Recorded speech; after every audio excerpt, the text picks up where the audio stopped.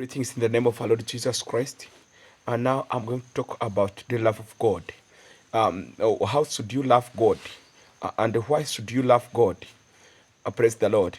The Bible says in the book of Proverbs, chapter 8, verse 17, I love those who love me, and those who seek me diligently will find me.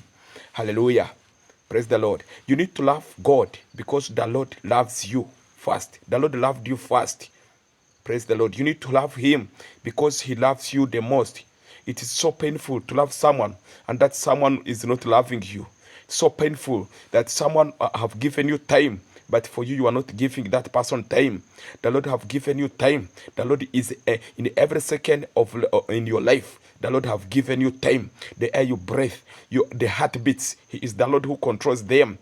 But it's so painful to find that someone who loves you the most and have given you time, but for you, you have no time for him.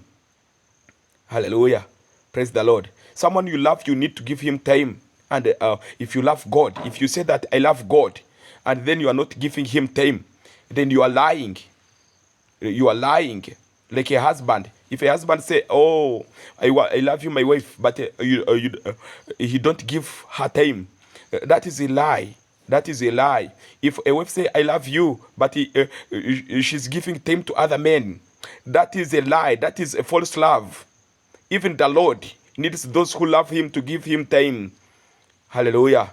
So you give time to the Lord through prayers. You give time to the Lord through reading this Bible. You give time to the Lord through worshiping him and praising him. Hallelujah. You give time to God when you are serving him, when you are evangelizing, when you are following up the people whom you have preached the gospel.